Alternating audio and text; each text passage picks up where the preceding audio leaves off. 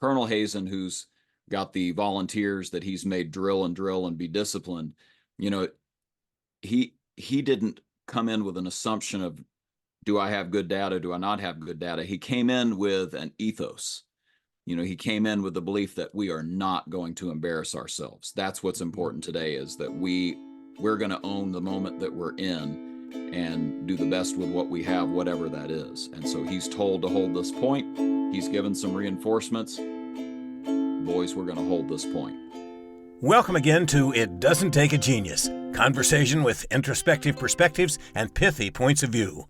Here are your hosts, my friends, Max and Marty. I think that's Mark and Mike. Yeah, whatever. Ramsey! Marshall, I am so excited to be here with you today and combine many, many threads that we've been discussing over the course of time. This is going to be a fun one. Oh, my opinion, but I think it's going to be fun. I'm excited because I have no idea what's happening. And I kind of like it that way. And you kind of like it that way. I know you. Yeah. So for our folks at home, there's a picture, or people listening on the podcast, there's a picture on the screen. We would recommend that this one's a great one to listen to, but the YouTube video is going to have quite a few photos that we'll be sharing along the way. So we have some field research that we're going to present today. And so our subscriber price is going to remain the same despite this bonus footage and pictures. For our mega fans, sorry, I can't. I was going to make a joke there, but that is the joke, isn't it? It's just sort of just by itself. Yeah. We love our mega fans. We do. We absolutely do. I want to talk about the Battle of Stones River, also known as the Second Battle of Murfreesboro, which happened in Tennessee, sort of southeast, I guess, of Nashville. And my family toured the battlefield, the national battlefield, last summer. There's a picture right now, I believe. Can you see it? I can. And so for clarity's sake, just to define, this battle took place in the I believe it was the War of Northern Aggression,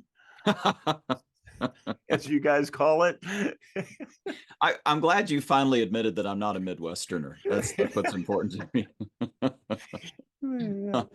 It's a stunning battle. It has the highest percentage of casualties on both sides.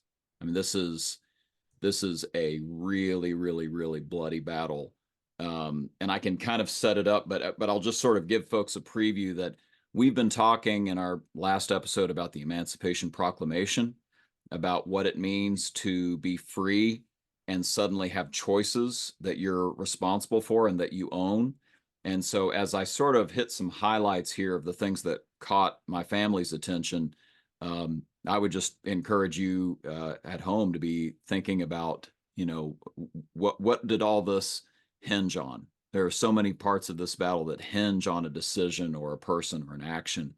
And so I'm just going to sort of paint a little bit of that picture and use some photos to go along with that, if that's okay with you, Mike. Oh, I am excited for the additional media, stimuli.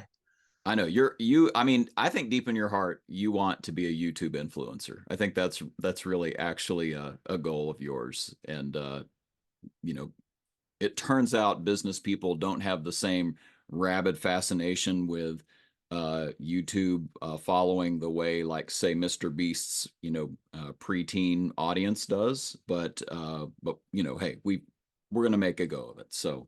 Wait, you're saying we're not YouTube influencers? What? No, this is news. Can't spring that on somebody in the middle of a podcast. My kids watch a lot of Dude Perfect, as we have discussed previously on the podcast. I don't think we're at their level yet. I mean, we haven't agreed to build a multi-million-dollar theme park. We haven't given away $1 million on air or anything like that. But hey, let's just see what happens, right? So maybe this is the start of it all right here. Anyway, let me tell you a little bit about the background here. we have General Bragg, who is the Confederate general for this one, Braxton Bragg. He has just left Kentucky after the Battle of Perryville, home of Elmwood NTs. And if you are a client or a partner of mine, you know all about Elmwood NTs because I give those as Christmas gifts every year. Just the best tea in the world. But after the Battle of Perryville, he leaves Kentucky through the Cumberland Gap. He's known as a disciplinarian.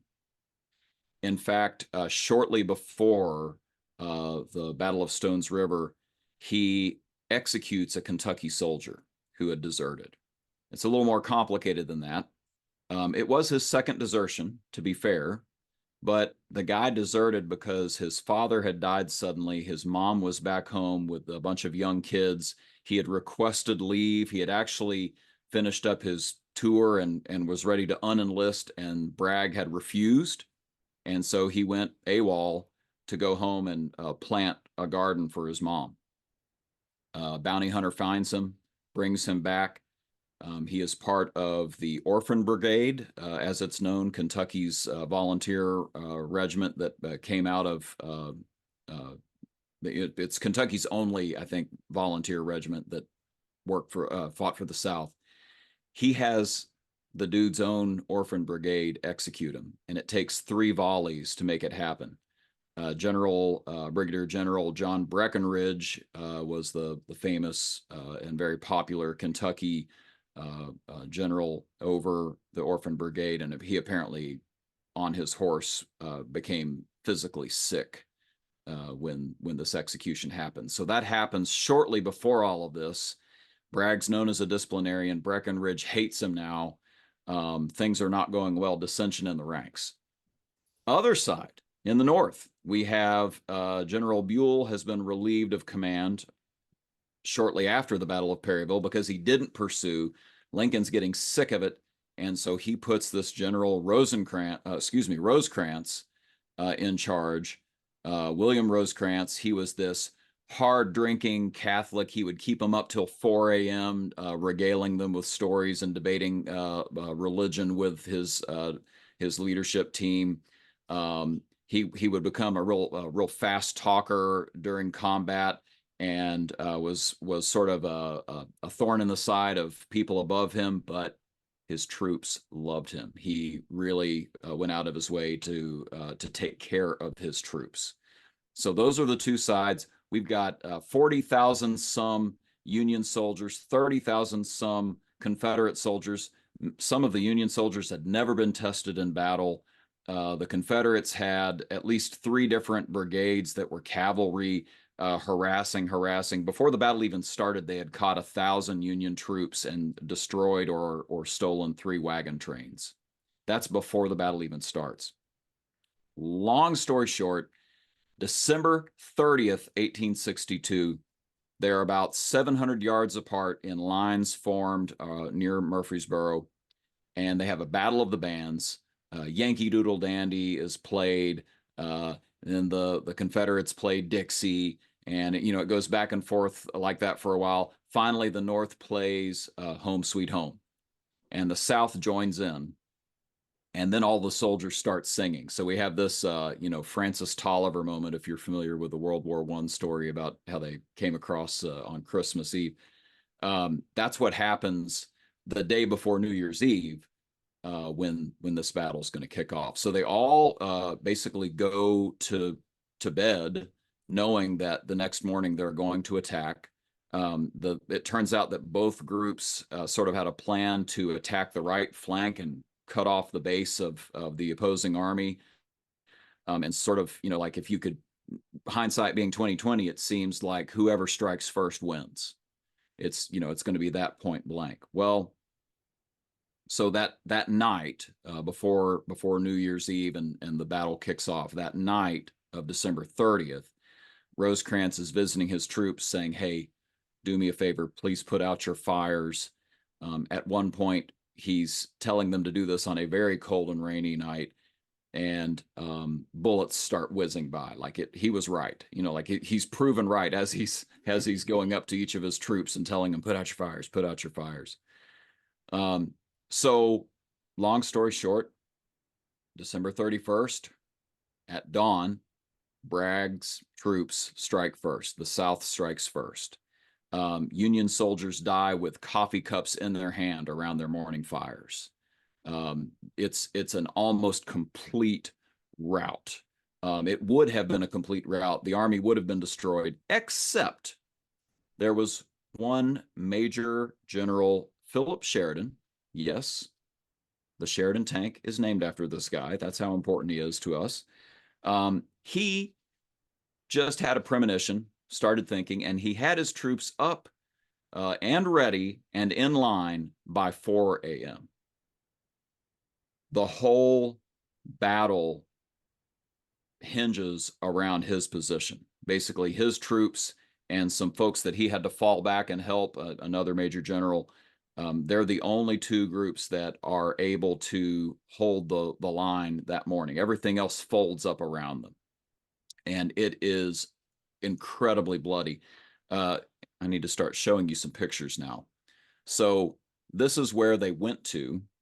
It's an area that has a bunch of limestone trenches, and they literally are trenches, like a man could fit down in there. They've worn down over time, but you can see they've got some silhouettes on the battlefield to show you, the size of a soldier compared to these things.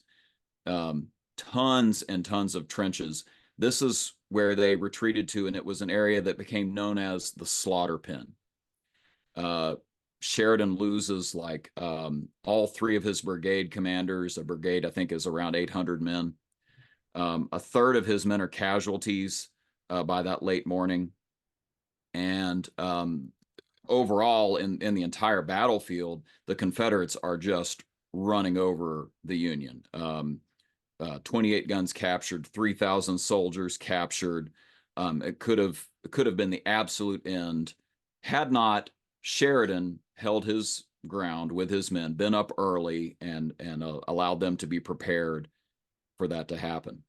And one other thing, that General Breckinridge, who had one of his soldiers executed for desertion, he refused to send reinforcements to Bragg across the river, as Bragg had ordered. Now, to be fair, he thought an attack was coming on his side and hadn't got the news that attack had been withdrawn because Rosecrans's Union Army was in tatters, and they had to throw reinforcements to the main battle. But Breckinridge refused to come across, and that was that. There was nothing else to be gained. Sheridan's people, Sheridan's men, a lot of them died, but they were able to hold their position. So, end scene one. That's the morning of December 31st, day one of the battle. So maybe I'll stop there so that this isn't just a big long-winded me getting excited about something and talking on and on. Any thoughts you have there, Mike? Hopefully, if you're able to view the picture of the rock formation, I've never seen anything like that. I know. It almost looks like it was carved for the purpose of warfare. Reminds you of a World War I entrenchment or something like that. Yeah. But it's a natural formation that just lent itself to providing some cover, but obviously wasn't completely everything that they needed. Yeah, and it was sort of pinned in by very thick forests at the time, so you couldn't run either. You could sort of hide, but you couldn't run, and so these men made their stand there, sort of closed in on three sides with the Confederates running at them, and that was the point at the beginning of the battle that if it had collapsed, that would have been the end of the whole thing. They were able to hold here at great cost, and again, only because they were up earlier than everybody else. Oh, yeah. Yeah. And as somebody who's not a morning person, I appreciate the heck out of, hey, boys, it's 4 a.m. It's cold and rainy. Yep. Let's get dressed and go outside. Yep. See if anything bad happens. Well, and a lot of them didn't even have tents, by the way. They were just blankets on the ground at the time. So, I mean, this was, it was just brutal. One of the Confederate regiments had handed out whiskey rations for breakfast that morning, and which was a great idea for a number of reasons. One being they were all freezing, So yeah, it was a brutal day, and became a bloody day. So let me give you scene 2. 11 a.m. They regroup. So this is a shot walking down sort of one of the picketed areas there. The Union troops regrouped and held the Nashville Pike. Some reinforcements came up, some artillery came up, and wave after wave after wave were repelled by Colonel William B. Hazen's brigade. Again, I think about 800 men at a 4-acre wooded area called Round Forest. So this is what Round Forest looks like today. And you can see there is a monument there. We'll get to the monument, but let me explain. Hazen was originally in the regular army. He had been in the war with Mexico, and he, like many of the regular army, kind of had a disdain for the volunteer soldiers. And now he's in charge of volunteer soldiers. This is a volunteer brigade that he's in charge of. A lot of folks from Ohio. I know many of our listeners are in Ohio. You can be proud on this one. The volunteers under his command, he basically said, we are not going to be embarrassed. We are going to drill and drill and drill and be good, disciplined soldiers. And it's a really good thing he did that, because his brigade was the only part of the line to hold that day. Even Sheridan's men eventually had to retreat. They ran out of ammo. But Hazen's brigade basically held the position. They were the only Union unit not to retreat that entire day. And so it literally folded up. The park ranger said it really folded up around Hazen's positions like a jackknife coming back together. And that was kind of good, because now the right and left flanks could communicate really well with each other, and it was a nice big solid line. But wave after wave after wave of Confederate troops tried to take this position. They took so many casualties. It became known, instead of known as Round Forest, after that it became known as Hell's Half Acre. Hell's Half Acre, because so many troops died. Let's see, I don't want to spoil it too much here, but you see that there's a memorial to the soldiers here. We'll get to that here in a second.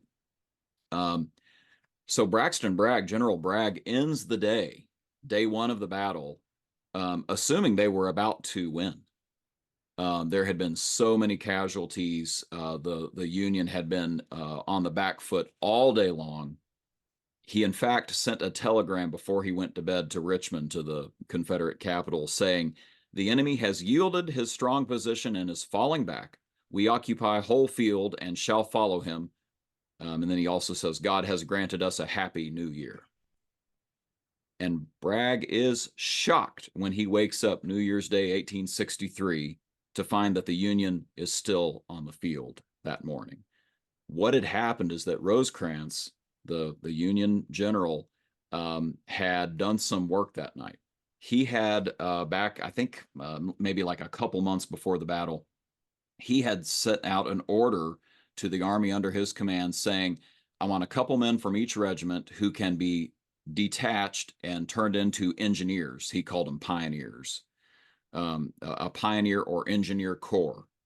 And that it was sort of vague, and it wasn't clear, like, would they be their own unit? Sometimes they would be. Would they ever be returned to their unit? And so it was kind of controversial.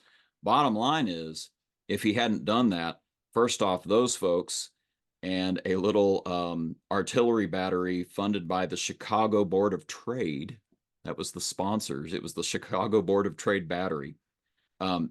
The main swell of the worst of the fighting from the Confederates on December 31st, that first day, they would have won if it had not been for that Chicago Board of Trade battery and these Pioneer Corps. And that night, Rosecrans had the Pioneer Corps work really hard on some engineering, ditches, earthworks, and what I believe are called chevaux de frise, those big, sort of like a log with sticks pointing out of them on all sides that can, keep a horse from charging over it.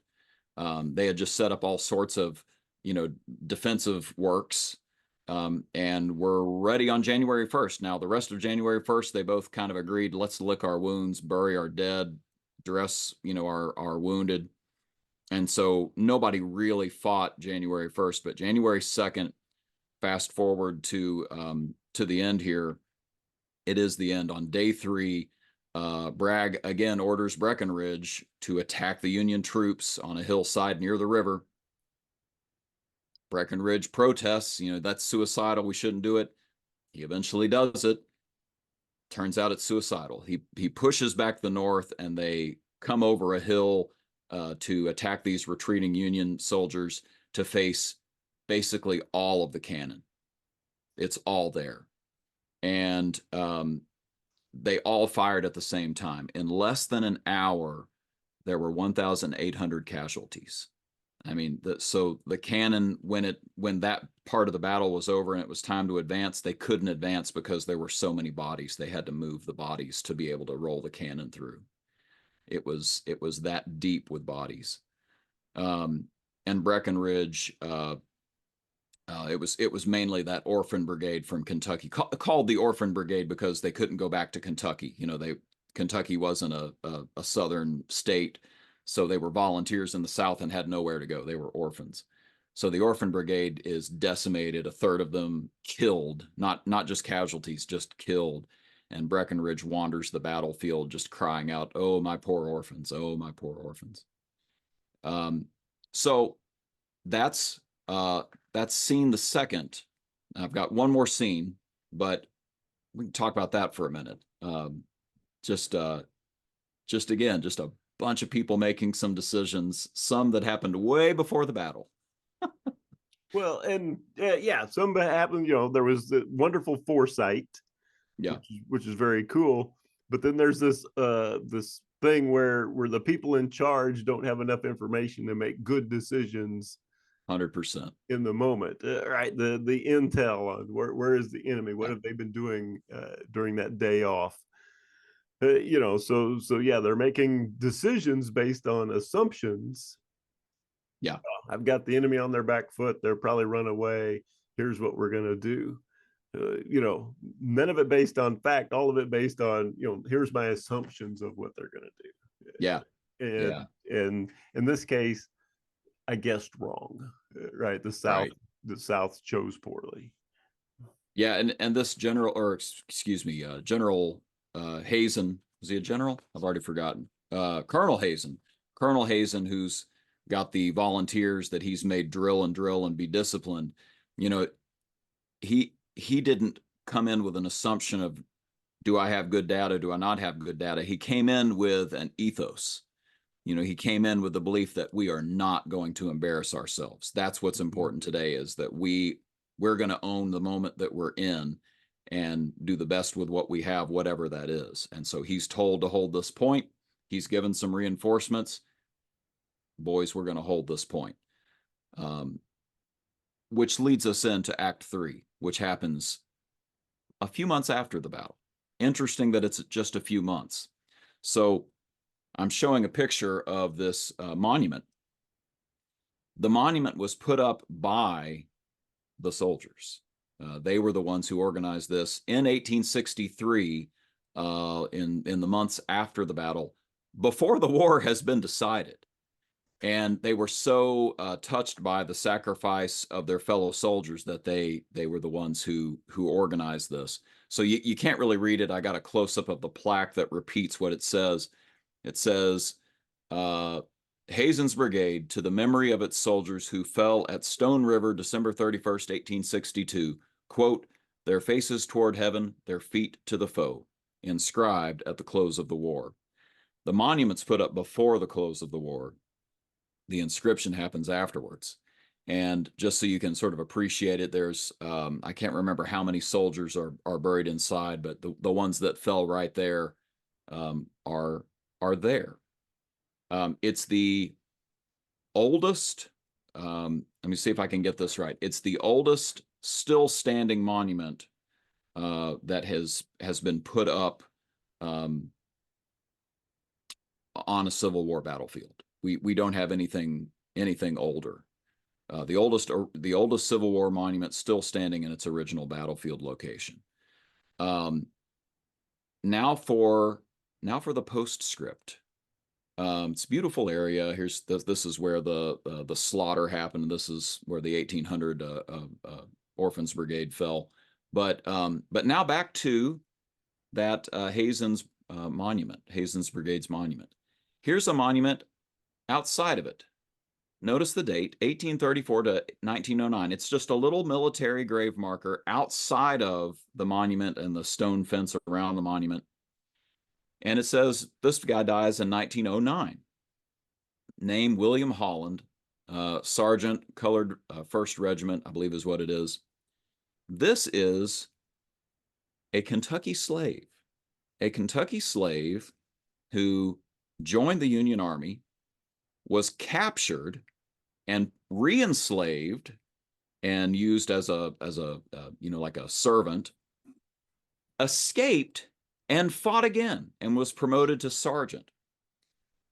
He was part of the team who eventually helped bury the dead, deal with the battlefield, and I believe even build this monument that he's buried next to. The reason he's buried here is because this colored soldier bought the property.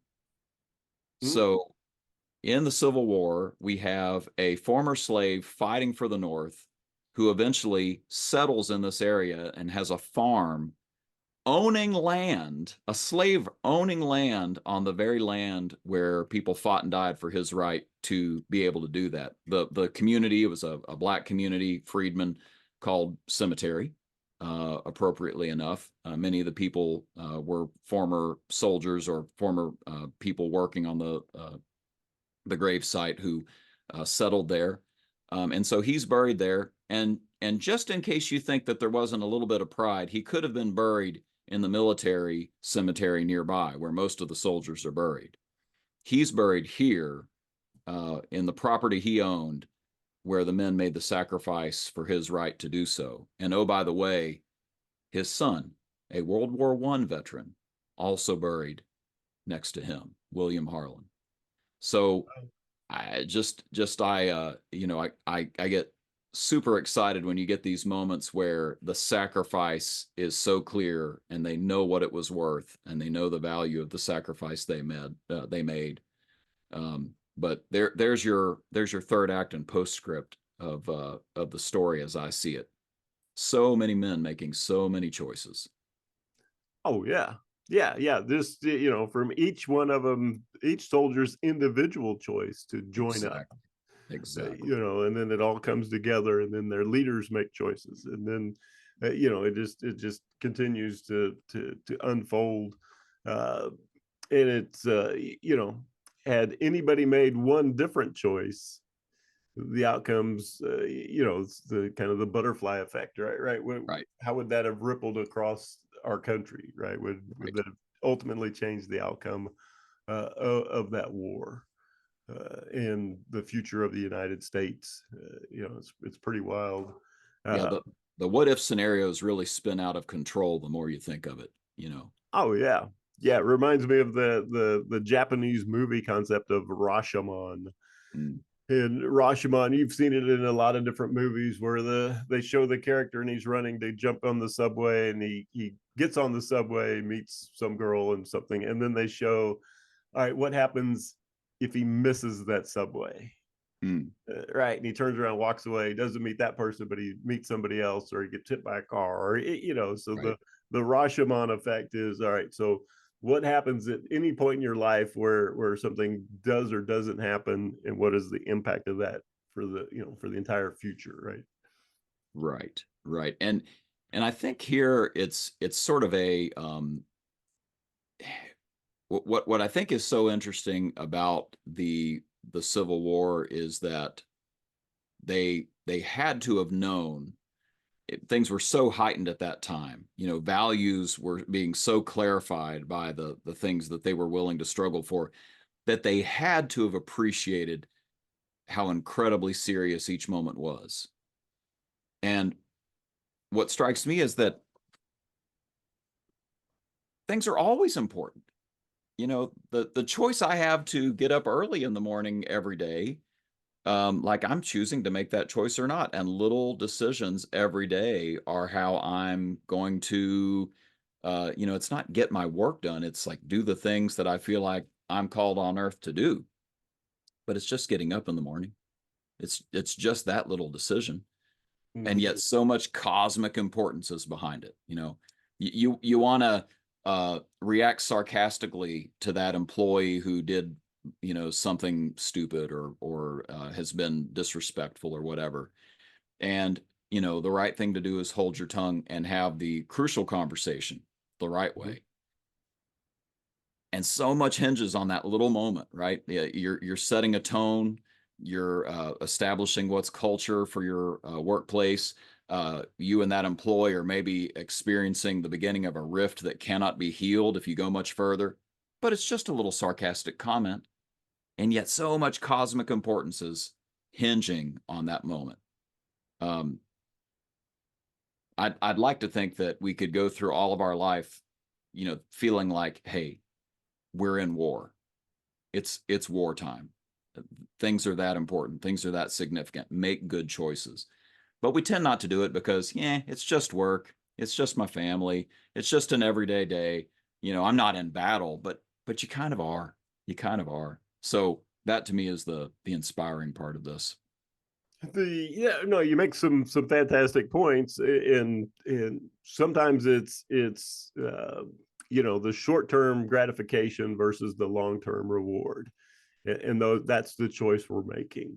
Your example of it'd be a lot of fun to yell at this employee who's being disrespectful and set him straight, have a come to Jesus meeting, or but that may be rewarding in the short term, but will it solve the problem in the long term? Will it Right. create additional problems beyond that? Right. And so being able to make a choice and say, here's what may feel good now, that ice cream cone, that pile of chocolate chip cookies, but the long run, right? I want to live long enough to see my daughter get married.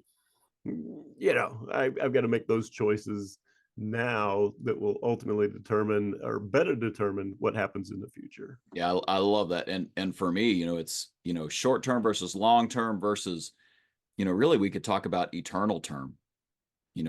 I know that not everybody's going to share my faith, but the idea that I'm going to answer to God at some point, or what's really going to be the thing that lasts in my life? It's the relationships, right? It's not the things.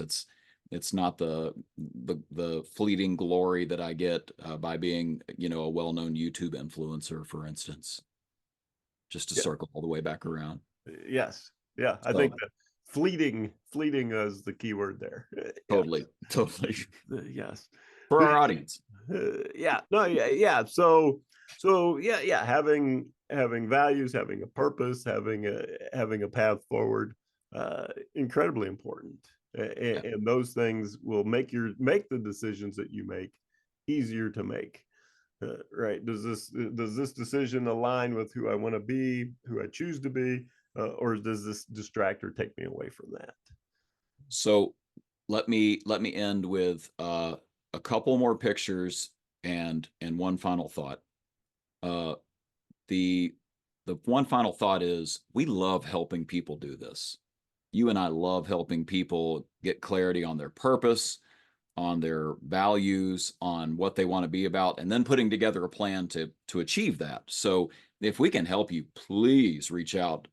And of course, don't forget to hit that smash, like, subscribe, whatever it is I'm supposed to say at this point. But yeah, we'd love to have you share our podcast if we can help you.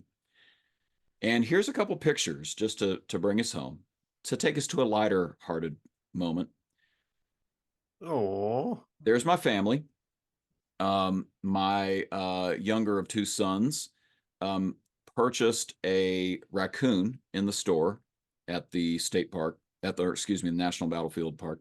For our PETA fans, that is a stuffed raccoon. Yes, not a real one. It's a stuffed one, and it is identical to one that he thought he lost, that he had named because of some stuff he was going over in school at the time. Gandhi. I asked him, what are you going to name this one? And he said, yeah. Is there any other famous Gandhis? And I shared that there was a female Gandhi, Indira Gandhi, who became famous as well. And by the end of the day, he had forgotten her name and had renamed this. His original raccoon, which we found, was named Gandhi. And this raccoon he has named Sean Gandhi. That's right. The ever popular Hindi name, Sean Gandhi. So there's that. And one more. Guess what's also in Murfreesboro, Mike Marshall? Ooh. It's the JCs. The JCs. I got a log cabin. Yes. And it's a nice log cabin. It's a nice log cabin. Yeah.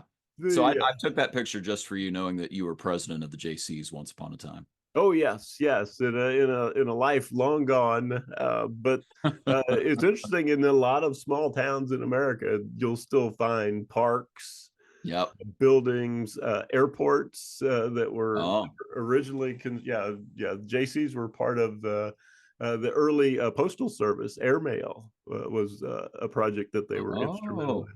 So yeah, they've left they've left their fingerprints in a positive manner all across this country, and it's an international organization as well across the globe.